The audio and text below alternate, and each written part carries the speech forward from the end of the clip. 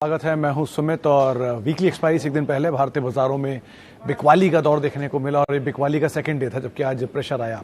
शुरुआती कारोबार में तेजी तो नहीं, इनफैक्ट कह सकते हैं शुरुआती कारोबार में फ्लैट कारोबार था, लेकिन धीरे धीरे बिकवाली बढ़ी और वो बिकवाली एकदम से इंटेंसिफाई हुई।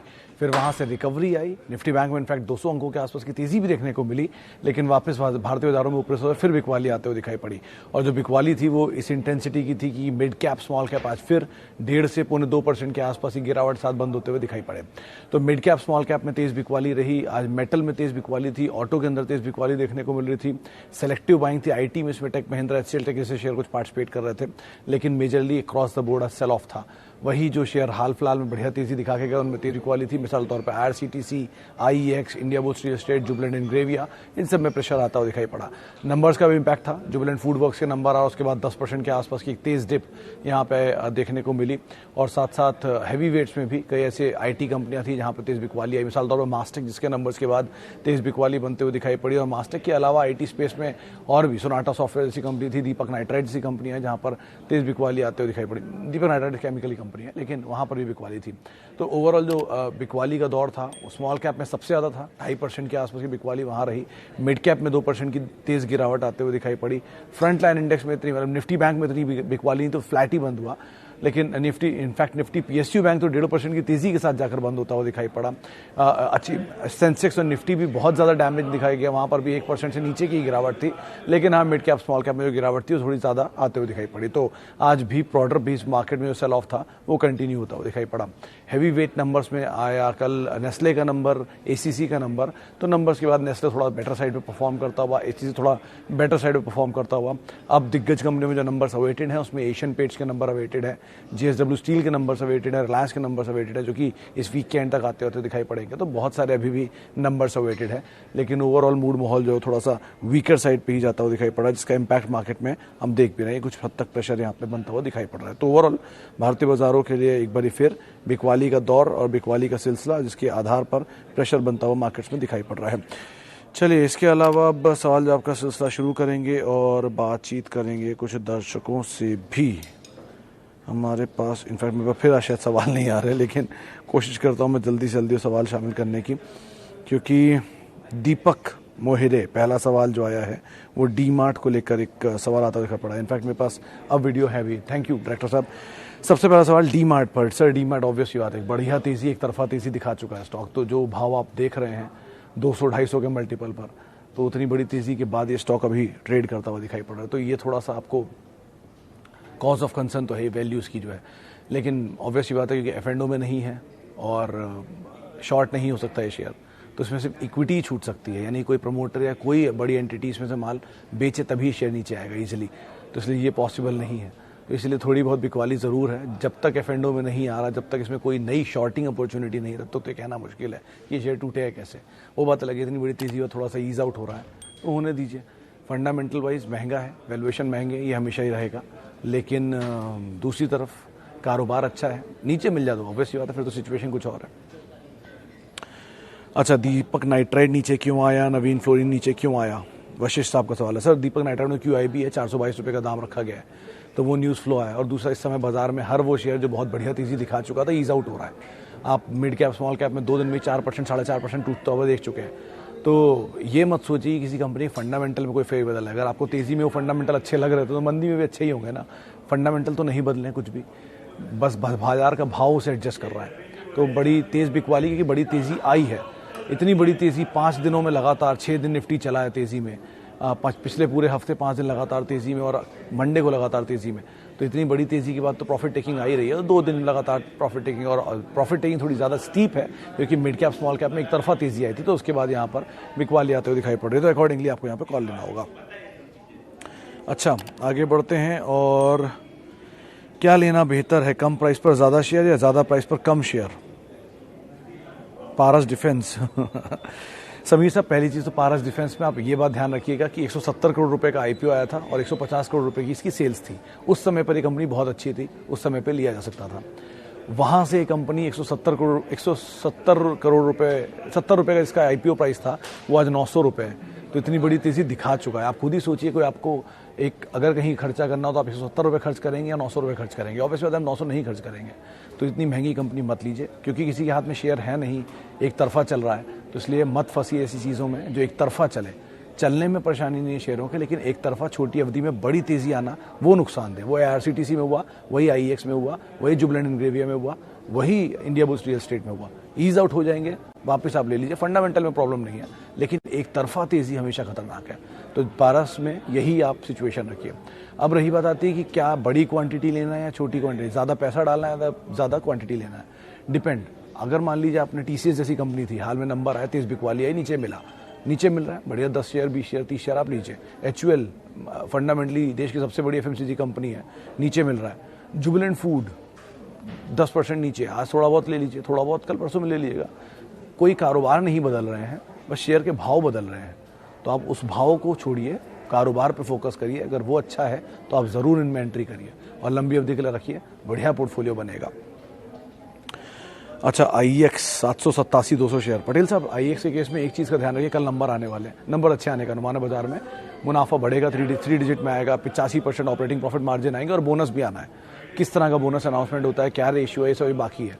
तो कल का इवेंट तो आप देख ही लीजिए, उसके बाद कोई कॉल लीजिएगा। अभी 2 दिन में बाजार ने बहुत हद तक अपनी पोजीशन को हल्का किया, लेकिन बहुत बड़ी तेज़ी दिखा भी चुका है। तो ये थोड़ा सा सिचुएशन एडजस्ट हो रही है। भाव को आप मत देखें, फंडामेंटल को देखें और उसी पे ही फोकस करें। भाव बदलते रहेंगे, नज़रिया उनके हिसाब से बदलता रहेगा। तेज़ी में अच्छा लगेगा, मंदी में बुरा लगेगा। लेकिन अगर कोई कंपनी, मारुति आज भी गाड़ियाँ उतनी ही बेच रही है, हीरो आज भी बाइक्स उतनी ही बेच रही है, जुबिलेंट के उतने ही पिज्ज़ा बेच रहे हैं, HUL आज भी 10 में से 9 घर इस्तेमाल कर रहे हैं, तो ये सब कुछ सेम है, बस भाव ऊपर नीचे हो रहा है। तो आप फोकस करिए फंडामेंटल के ऊपर, यही वो समय देखने का। अच्छा जी, आगे बढ़ते हैं। और स्मॉल कैप कब तक गिरेगा? शुभाजीत बनर्जी साहब, पहली चीज़, आमी ऑर्गेनिक कंपनी अच्छी है।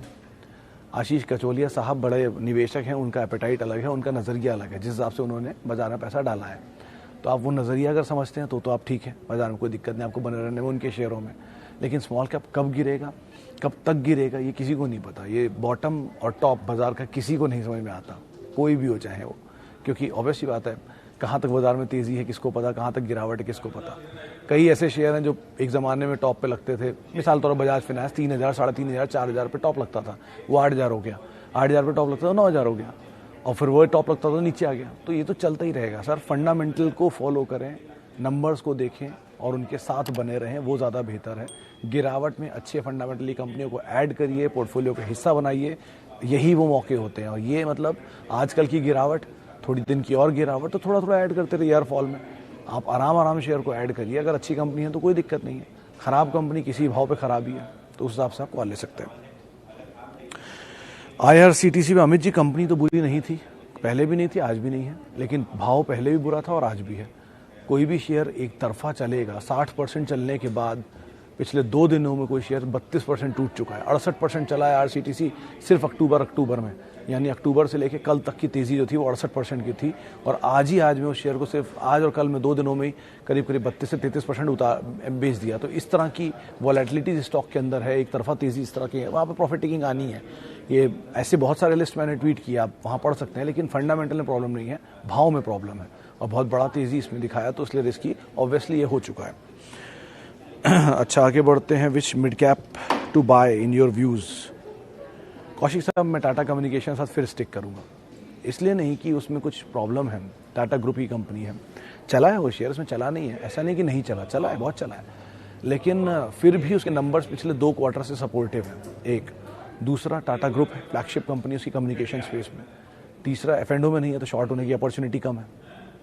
चौथा, सैटेलाइट की अंडर सी केबल की वर्ल्ड की लार्जेस्ट कंपनी है। सैटेलाइट बिजनेस में, इंटरनेट बिजनेस में कुछ भी एक्सपेंशन हो तो ये कंपनी बहुत अग्रणी बन के सामने आएगी। ठीक ठाक कैश है, कोई उसकी भी दिक्कत नहीं, पुरानी हिस्ट्री भी है, तो ये कंपनी ठीक है। और आज बढ़िया गिरावट भी आई, कल नंबर भी आने वाले, या शाम को नंबर भी आने वाले हैं, तो उन सबको आप देखिए। अगर नीचे मिलता है तो आप ऐड करिए। जुबिलेंट इंग्रेविया में प्रॉब्लम नहीं है, वहाँ पर आप पोजीशन ले सकते हैं, but obviously over a period of time आपको वहाँ पर रहना पड़ेगा लंबी अवधि में। इवन फैक्ट IBTL अच्छे नंबर आए, उसके बाद प्रॉफिट टेकिंग आई, उस दिन चला 12-13%, फिर नीचे आया और अब नीचे आ रहा, तो नंबर तो ख़राब नहीं हुए ना, बस फ्रंट लोडिंग ऑफ लोड हो रही है, होने दीजिए। नीचे के दाम पे आराम से खरीदारी करिए, क्या दिक्कत है इसमें, बस समय दीजिए, समय देना होगा आपको। सीजी पावर HFCL, कुणाल साहब सीजी पावर तो ऑब्वियसली बात है, बहुत समय से मैं कह रहा हूँ बने रहिए, खरीदारी करिए, हर गिरावट में खरीदारी करिए, बने रहिए, वही अभी भी मेरा स्टांस मेंटेन है। HFCL अवॉइड करिए, हर तेजी में अवॉइड करिए, हर तेजी में निकल जाएं। जो सीजी पावर का कंडीशन है उसका उलट HFCL का कंडीशन है, अकॉर्डिंगली आपको कॉल लेना होगा। अच्छा, टाटा पावर में भी सर प्रवेश साहब और सुरेंद्र पाल साहब दोनों के लिए यही जवाब है कि सर एक तरफा तेजी दिखाई है तो थोड़ा ईज आउट हो रहा है। कंपनी बुरी नहीं है, ग्रुप बुरा नहीं है, लेकिन इतनी बड़ी तेजी के बाद कहीं तो ईज आउट होगा ना। 100 रुपये का शेयर 200 रुपये के ऊपर आ गया और वहां से नीचे तो आएगा ही, तो नीचे आ रहा है, आने दीजिए, नीचे मिले, जितना नीचे मिले उतना अच्छा। तो ऐसे शेयर थोड़ा थोड़ा एक्यूमुलेट करिए, लेकिन ऑब्वियसली समय देना होगा। हर स्टॉक में जो फंडामेंटली अच्छी कंपनी है, समय देना होगा। मार्केट आपसे सिर्फ टाइम मांगता है, वो आप देंगे, पैसा बनेगा, अकॉर्डिंगली आपको कॉल लेनी होगी। अच्छा जी, टाटा मोटर्स, गुप्ता साहब पता नहीं बार बार एक ही सी बात बोलना मुझे बुरा सा लग रहा है, लेकिन हर वो कंपनियां जिनका यहाँ जिक्र हो रहा है वो सब कंपनियां वही हैं जो एक तरफा तेजी दिखा के गई हैं, और मैं मानता हूँ कि सब लोग उसी में फंसे होंगे। उनको लगता है कि वो एक तरफा तेजी थी और तेजी खत्म हो गई है। एक तरफा तेजी ऐसी बहुत आई है 2007-8 में भी, कई स्टॉक उसमें फंसे हैं जो आज तक उनके भाव नहीं आए, लेकिन अच्छी फंडामेंटली कंपनियां उस समय जो थी वो आज वहाँ से मल्टीपल टाइम ऊपर आ चुकी हैं। तो अच्छी फंडामेंटली कंपनियों में ही हैं आप। टाटा मोटर भी खराब कंपनी नहीं है, जो टेस्ला का ट्रिगर, ईवी का ट्रिगर और बाकी ट्रिगर इसके बाद पहले काम कर रहे थे वो आज भी काम कर रहे हैं। ऑब्वियसली वो जब भाव बदला तो सेंटीमेंट बदल गया है, लेकिन ऐसा कुछ मत सोचिए, फंडामेंटल के साथ रहिए। आज भी जो ईवी स्पेस है उसमें 10 में से 7 गाड़ियाँ टाटा मोटर्स ही बेच रहा है, तो उनका डोमिनेंस बना हुआ है, और ग्रुप भी टाटा ग्रुप की कंपनी है, तो उस पर भी कोई इशू नहीं है। इनके कॉर्पोरेट गवर्नेंस पे भी बने रहिए, नीचे मिलेगा, थोड़े टाइम तक गिरावट आएगी, स्टेबलाइज होगा, वापस चलना शुरू हो जाएंगे सभी स्टॉक। तो आप घबराएं नहीं, बने रहना ज़्यादा बेहतर रहेगा। BPCL को बाय कर सकते हैं क्या सर? मयंक जी, इसमें ट्रिगर बड़ा डिविडेंड ही है और स्टेक सेल है। स्टेक सेल तो अभी आ नहीं रहा, तो मतलब सरकारी कंपनी में आपको पता है, मैं हमेशा एक ही बात बोलता हूँ कि ऊपर के लेवल पे स्टेक सेल या ऑफलोडिंग होगी, OFS होगा, आज नहीं तो कल तो आना ही आना है। तो प्राइवेट में बहुत अच्छी अच्छी कंपनियां हैं जिनको आप तलाश सकते हैं, इसके अलावा आप उनको देखिए, वो ज़्यादा बेहतर विकल्प है। बाकी अगर आप मीडियम अवधि या छोटी अवधि के लिए सोच रहे हैं तो आप किसी टेक्निकल जानकार से राय लें, वो ज़्यादा बेहतर ट्रिगर आपको बता पाएंगे। अच्छा जी, आगे बढ़ते हैं, और इतने सारे मैसेज आ रहे हैं। बाटा एंड सोना BLW, प्रणव साहब, पहली चीज़ तो बाटा आप ले भी सकते हैं, होल्ड भी कर सकते हैं, नीचे और ऐड कर सकते हैं। सोना कॉमस्टार में आप थोड़ा टाइम दे सकते हैं, मीडियम टर्म के लिए रखिएगा, लॉन्ग टर्म के लिए उसको अवॉइड करिएगा, मीडियम टर्म के लिए वो ठीक है। और यूनाइटेड स्पिरिट्स, एक सवाल मैंने अभी और देखा मनप्रीत जी का। मनप्रीत जी, यूनाइटेड स्पिरिट्स आप ऐड करिए अभी भी, अगर आपको नीचे मिलता है तो आप ऐड करते रहिए और पोर्टफोलियो का हिस्सा, कोर पोर्टफोलियो का हिस्सा बनाइए। उसकी वजह है देखिए, दुनिया की सबसे बड़ी लिकर कंपनी जो है वो है डियाजियो, जिसकी सब्सिडरी है यूनाइटेड स्पिरिट्स। अब तक डिविडेंड नहीं देती है, विजय माल्या साहब की कंपनी थी, 2012-13 में डील हो गई और ये उसके बाद डियाजियो के पास आ गई। डियाजियो की सब्सिडरी होने की वजह से ऑब्वियसली बात है, डिस्ट्रीब्यूशन तो अच्छा है, और इंडिया की सबसे बड़ी लिकर कंपनी तो है, दुनिया की पेरेंट है और इंडिया की ये है। 75% मार्केट शेयर ओन करते हैं ये प्रीमियम सेगमेंट में, और प्रीमियम सेगमेंट आप खुद भी जानते हैं किस तरह का होता है, तो कोई इशू नहीं है, आराम से आप ऐड कर सकते हैं इसको भी और रेडिको को भी। लेकिन रेडिको में थोड़ी ज़्यादा गिरावट है, ये ज़्यादा चला भी है, तो थोड़ा ज़्यादा गिरावट है तो ऐड करिए, और यूनाइटेड स्पिरिट्स आप फर्दर आराम से नीचे की तरफ ऐड कर सकते हैं, और घबराने वाली इसमें कोई बात नहीं इनफैक्ट। अच्छा जी, आगे बढ़ते हैं, और बालकृष्ण इंडस्ट्री, विजय जी बढ़िया कंपनी है बालकृष्ण, क्योंकि जिस सेगमेंट में ये काम करती है वो निश सेगमेंट है, और उस तरह का वहाँ पर कोई प्लेयर अभी है नहीं। कंपनी ठीक है, कैपेसिटीज़ भी ऐड की हैं, कैश है, डेट बहुत रिड्यूस भी किया है, ठीक कंपनी है, समय आपको देना पड़ेगा, और स्पेस में ही अच्छी कंपनी है, और कमर्शियल व्हीकल की डिमांड एट ऑल अगर रहेगी कंटिन्यूस तो यहाँ पे बढ़िया कंपनी कारोबार भी करेगी, आप बने रहिए, कोई दिक्कत नहीं इसके अंदर। BHEL, विवेक सी और गुप्ता साहब, BHEL केस में आज अच्छा मूव था, और जो हाल की करेक्शन आई है 77 रुपये से टूटा है शेयर, और आज 69, 68 तक मैंने देखा था गया था, वहाँ से अच्छा पुल बैक तो आया है। तो बेटर यही कि आप खरीदारी भी कर सकते हैं, कि अच्छा ऑलरेडी मूव आ चुका है नीचे, और फर्दर आप बने भी रह सकते हैं। तो दोनों ही लिहाज से कंपनी ठीक भी है, और मतलब गिरावट भी आ चुकी है, तो थोड़ा थोड़ा पोजीशन ऐड कर सकते हैं। यहाँ से बहुत ज़्यादा डाउनसाइड शायद दिख नहीं रहा, लेकिन ऑब्वियस ये PSU है, तो मीडियम टर्म ही अपना होराइजन रखिएगा, लॉन्ग टर्म के लिए इसको मत सोच के चलिएगा। चलिए एक आखिरी सवाल और ले लेता हूँ, वो है BHEL पे हम बातचीत कर चुके हैं, पॉलीकैब पे बात, और hero MotoCorp. Neelam ji, hero MotoCorp पे तो पहले भी कल परसों में किसी मेरी बात हो रही थी, देश की नंबर 1 ऑटो कंपनी है, अभी भी है, ऐसा कोई फेरबदल नहीं आया इनके फंडामेंटल में, और पिछले 20 साल से नंबर 1 है, आज से नहीं 20 साल से दुनिया की नंबर 1 ऑटोमोबाइल कंपनी है, 2 व्हीलर में, बाय सेल्स और बाय प्रोडक्शन। तो कोई इशू नहीं है, आज ही बाइक्स बिक रही हैं, और ईवी अगर आएगा भी तो ये भी उसमें की प्लेयर बन के ही निकलेंगे। तो आप उस कंसर्न को समझ के फिर आप पैसे देखिए। और उसके अलावा दूसरा सवाल था पॉलीकैब पे सर, जो ब्रोकरेज ग्रुप है उनमें तो तेज़ी की बातचीत हो रही है, और बढ़िया तेज़ी आज सेकंड हाफ में आई भी है शायद, तो ऐड करिए फॉल में कंज्यूमर ड्यूरेबल स्पेस के नंबर, और हैवेल्स के नंबर बड़ा ट्रिगर रहेंगे। अगर हैवेल्स के नंबर कमज़ोर आते हैं तो शायद सिचुएशन पलटेगी, लेकिन अगर वो हैवेल्स के नंबर ख़राब नहीं आते, अच्छे आते, तो पॉलीकैब भी उसमें ट्रिगर ले सकता है। तो आप ये 2-3 चीज़ों का ध्यान रखिएगा। चलिए फिलहाल इतने सवालों को मैं शामिल करूँगा। आज बहुत सारे सवाल थे और बहुत बढ़िया व्यू था। माफ़ी उन सभी लोगों से जिनसे हम बातचीत नहीं कर पाए, और बहुत बहुत शुक्रिया उन सभी लोगों का जिन्होंने हमसे सवाल पूछे। आपसे हम फिर मुलाकात करेंगे कल।